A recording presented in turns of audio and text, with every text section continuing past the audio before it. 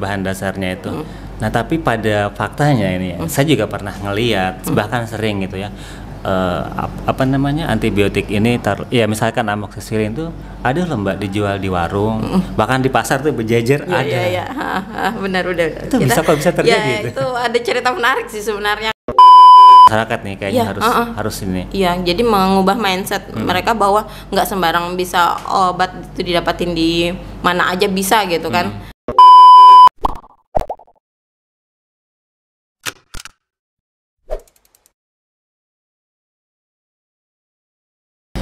Assalamualaikum warahmatullahi wabarakatuh. Jumpa lagi Sobat Sehat di program kita, apalagi kalau bukan di Yuk Podcast, Yuk Mari Kita Sehat. Nah sobat sekalian, jika di antara sobat semua ada yang sakit ya, kira-kira apa yang terbayang? Pasti kan salah satunya adalah minum obat, ya enggak sih? Benar apa benar banget? Nah teman-teman semua, kali ini kita akan membahas lebih jauh tentang obat ya, seperti apa sih yang harus kita lakukan. Dan di tengah-tengah kita sudah ditemani oleh dengan, saya manggilnya Mbak apa Bu ini? Mbak aja ya, Mbak ya, biar awet muda. Mbak Mar'atu Solehah, dia seorang apoteker yang sudah lama berkecimpung di dunia farmakologi tentunya. Nah Mbak, ngobrol-ngobrol tentang obat nih, sebenarnya obat itu apa sih? Isinya apa, atau cuma tepung doang kah atau apa? Bisa dijelaskan Mbak?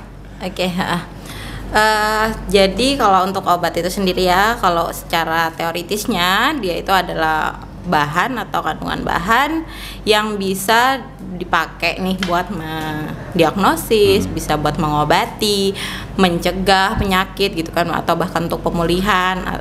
Jadi luas sebenarnya, nggak cuman untuk pengobatan aja gitu. Oh gitu. Nah jadi ada kan orang yang bilang tuh di masyarakat, katanya ya jamu itu juga obat. Nah mungkin ada penggolongan nggak itu? Betul. Antara jamu jadi atau yang lain itu gimana itu? Benar.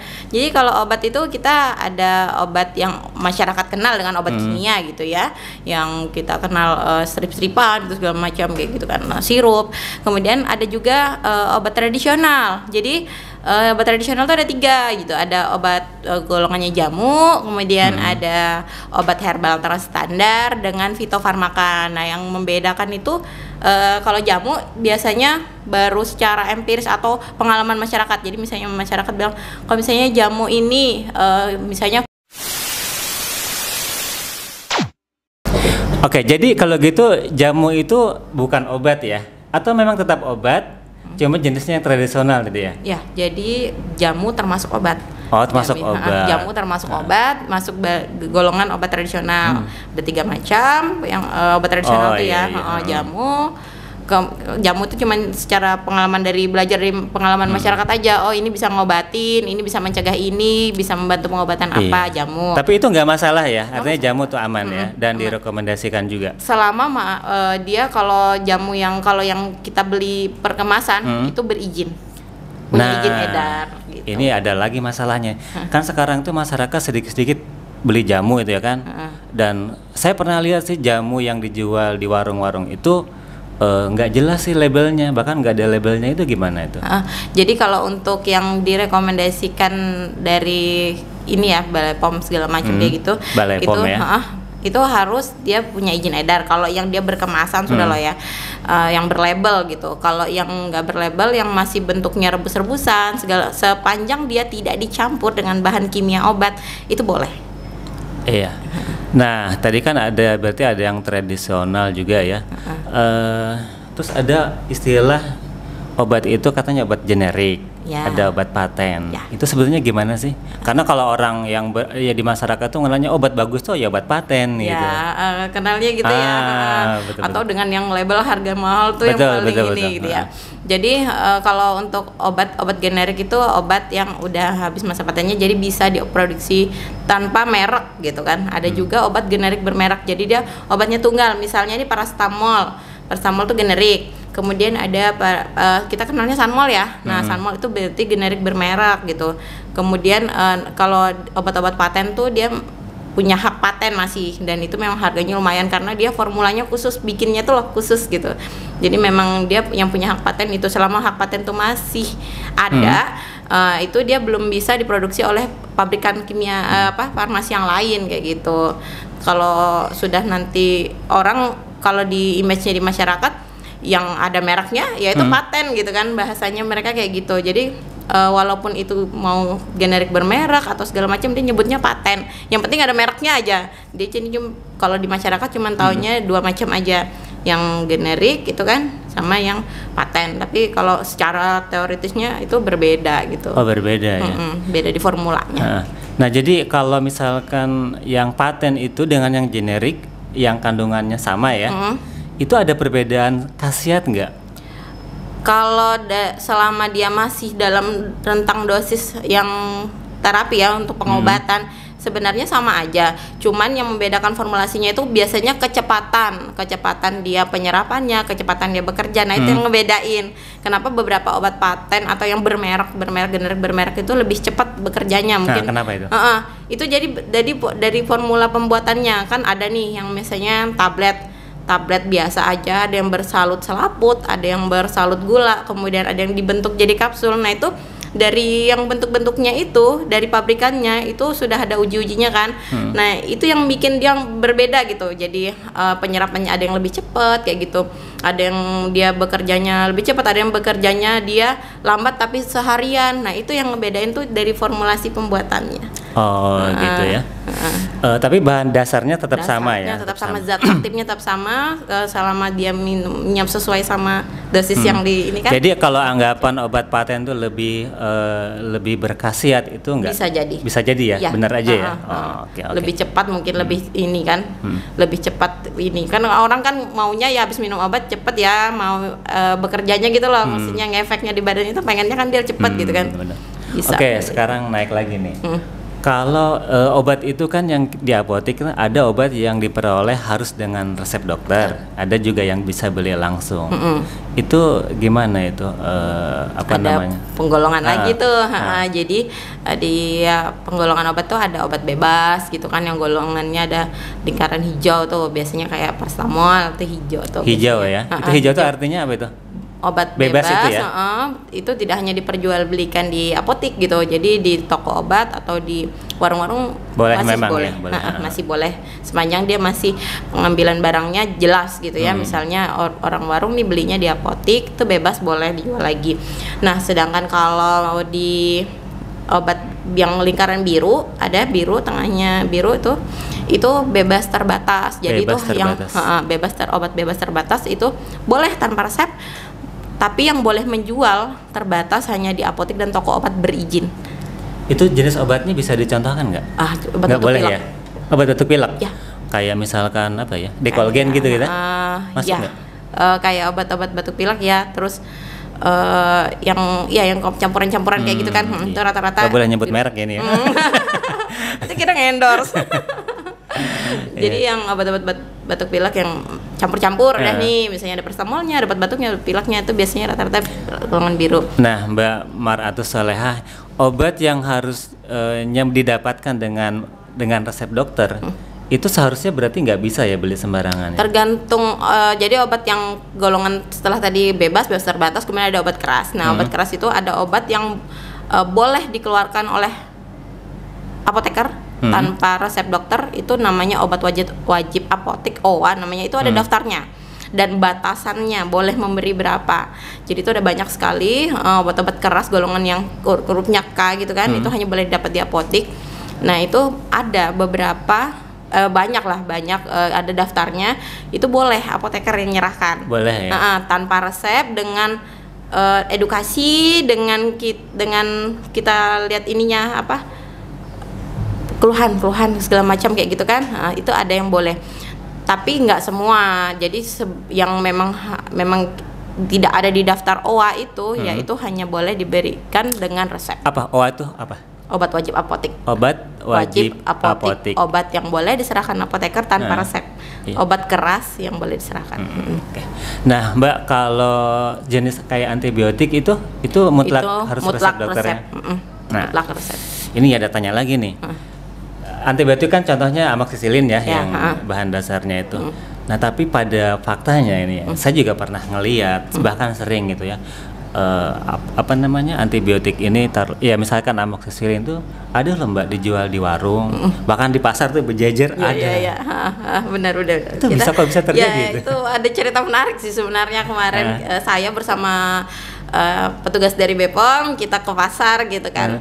Ngelihat penjualan obat-obat yang seharusnya ada di pasar gitu kan. Mereka kan seharusnya hanya sebatas obat yang berlogo hijau kan. Tapi mereka jual juga yang biru, kemudian jual juga yang berlogo K ya, obat keras, dan termasuk salah satunya ada antibiotik di sana gitu kan. Memang mereka nggak ngambil itu dari tempat kita ya, dari apotek-apotek lokal, mungkin entah dari mana mereka bisa dapatin segitu, tapi dijual belikan karena itu tadi dia fast moving, maksudnya laris gitu loh.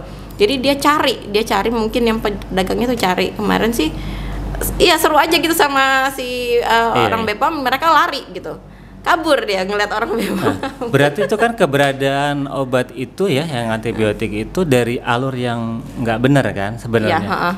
Nah itu kok bisa sampai ya tanda kutip kecolongan ya, itu gini, kenapa saya tanyakan, jangan-jangan ini obatnya obat-obat yang palsu gitu loh. Ada nggak kemungkinan gitu? Mungkin banget. Jadi untuk di Indonesia sendiri yang setahu saya ya, peredaran obat palsu, obat yang ilegal ya, entah obat palsu, entah dia gimana cara dapatinnya atau oplosan atau segala macam, itu memang masih lumayan, dan itu masih PR banget buat teman-teman di BPOM gitu. Masih ada jalur-jalur ilegal itu ada gitu loh masih. Jadi kalau kita boleh memberikan saran kepada masyarakat, itu seharusnya dihindari lah ya. Iya, bagusnya memang kita program dari Kemenkes juga dan bekerja sama dengan Ikatan Apoteker Indonesia itu yang dapatkan, ada kita programnya ada Gusibu gitu kan, dapatkan, gunakan, simpan dan buang obat tuh dengan cara yang benar, jadi termasuk mendapatkannya gitu loh, seharusnya di tempat-tempat yang jelas legal gitu kan. Kalau kayak apotek kan jelas kan, dia mau bikin apotek aja prosesnya panjang gitu kan. Ada proses perizinannya termasuk yang bekerja di sana gitu kan, termasuk apoteker yang bekerja di sana pun harus punya izin praktek gitu loh. Apalagi izin apoteknya itu harus yang legal, atau toko obat yang berizin. Kan banyak juga toko obat itu dia boleh tapi yang berizin kayak gitu. Oh, gitu ya. Nah, ini menarik ini buat kita. Jadinya ya. Tapi begini, tentang pengawasan obat itu sendiri Mbak, biar masyarakat itu memang terjamin ya dapat obat yang memang berkualitas gitu kan, ya mutlak ya kesadaran masyarakat nih kayaknya harus ini. Iya, jadi mengubah mindset mereka bahwa nggak sembarang bisa obat itu didapatin di mana aja bisa gitu kan. Bilang orang obat warung gitu kan. Obat warung tuh ada ya, yang tadi saya bilang terbatas. Kalau misalnya lebih bagus sih yang tempat yang legal, yang sudah jelas. Apalagi kayak antibiotik ya, untuk dapatkan kan mesti harus konsultasi dulu. Iya, betul. Gimana Arfian? Pernah nggak beli obat? Pernah sih, karena kan kalau malas ya, namanya juga tinggal di desa kita kan, jauh mau kemana, jadi pengen itu yang simpel lah, dekat warung lah belinya. Kalau demam paracetamol, kalau flu ya beli yang obat flu yang ada itu ya gitu-gitu. Iya. Tapi yang mau tanyain buat Mbak Leha ini, ada nggak sih kayak efek samping atau apa ya kalau nggak sesuai dengan anjuran dari dokter itu gimana? Oke, kita masuk ke ini ya, mungkin yang bahasan yang lebih ini ya, lebih kompleks. Jadi kalau proses pengobatan kita ada yang kita tak taruhlah jalurnya yang lewat praktek dokter dan apoteker. Jadi praktek dokter kita ada dikasih resep, udah dokter sudah menyesuaikan nih gimana caranya supaya tepat sama diagnosanya, supaya tepat sama keluhan-keluhannya gitu kan. Sudah memberikan resep, kemudian masuk ke kita, datang ke apotek atau ke apoteker membawa resep. Ini udah jelas kan, misalnya obatnya berapa kali sehari, cara minumnya, semuanya. Kalau kami sih biasanya kalau di tempat praktek itu selalu menanyakan, ini tadi keluhannya apa, kembali kita tanyakan keluhannya tadi apa, terus tadi kata dokter sakitnya apa gitu kan, itu memang selalu kami tanyakan. Terus kata dokter obatnya gimana gitu, nah kita kembalikan untuk apa ya, supaya lebih paham aja sih pasiennya kan. Terus nanti kita sudah siapkan obat nih, udah kita tuliskan aturan pakainya, termasuk resiko segala macam efek samping semacam itu kita sampaikan gitu. Kita sampaikan misalnya obat gatal gitu kan, ini efek sampingnya ngantuk ya, hati-hati nanti kalau bawa kendaraan, bisa dipertimbangkan saat mau diminum gitu kan. Langsung misalnya nanti ini harus penggunaannya harus dihabiskan gitu. Kenapa nggak dihabiskan? Taruhlah antibiotik, misalnya dokter ngeresepin antibiotik, kita siapkan nih obatnya antibiotik. Bapak Ibu ini antibiotiknya 2 kali sehari per 12 jam ya, jadi jam yang sama gitu. Misalnya jam 9 pagi kita mau jam 9 malam, harus teratur, harus habis selama 5 hari gitu kan. Misalnya 1 strip kan 10 tuh rata-rata, harus habis selama 5 hari. Kenapa Mbak kalau nggak habis? Kenapa Mbak kalau nggak teratur jamnya? Iya, kita sampaikan, simpel, kita ngomongnya simpel. Nanti kalau berobat lagi udah nggak mempan. Nah, kalau bahasa yang beratnya resisten ya. Jadi si antibiotik ini kan untuk bakteri ya. Kalau bakterinya itu ibaratnya cuman dihajar setengah aja, terus ibaratnya cuma sampai pingsan lah ya. Nggak mati ini ya. Nggak mati kan, tujuannya kita mematikan ya. Rata-rata kan antibiotik itu untuk mematikan. Baru setengah jalan nih udah ngerasa udah enak nih.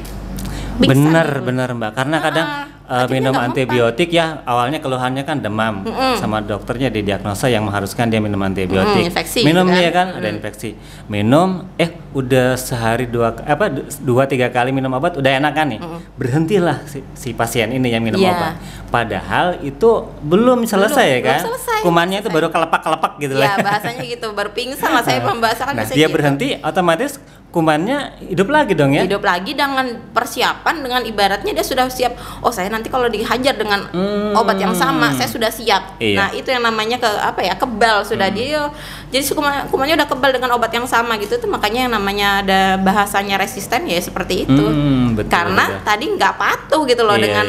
Kita dokter sudah ngasih tahu harus seperti ini, sakitnya begini. Kita dari apoteker udah ngasih tahu.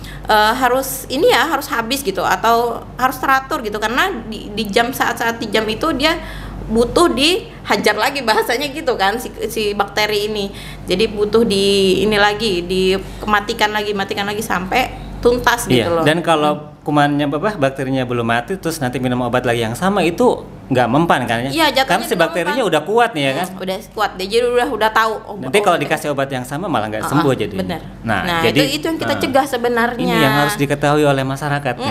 Jadi karena sakit gigi kadang tuh ya, dapat resep nih misalnya metronidazole atau amoxicillin gitu kan.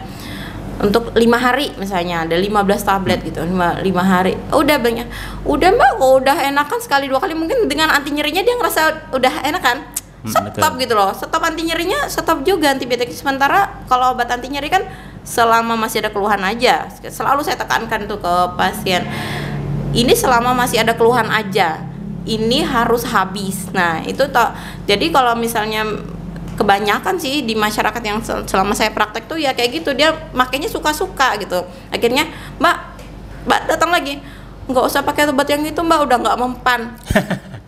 Nah padahal dari diri sendiri gitu kan, nggak patuh sama cara pakai yang sebelumnya itu. Oke, jadi sobat sehat ya, kenapa sih kita tuh untuk mendapatkan obat harus dengan cara yang benar dan kita dapatkan di tempat yang benar? Sebetulnya bukan dalam rangka untuk mempersulit ya, justru untuk menjamin keamanan bagi kita semua, bagi penderita khususnya. Nah Mbak Maratu Saleha, soalnya kita masih ngobrol banyak lagi sih pengennya, tapi waktu kita udah habis ya. Next time. Sahabat sehat, di lain waktu bisa kita sambung kembali, dan bagi sahabat sehat yang ingin bertanya bisa tuliskan di kolom komentar di bawah ini. Dan sekali lagi Mbak Maratu Saleha, terima kasih banyak telah hadir di studio kami.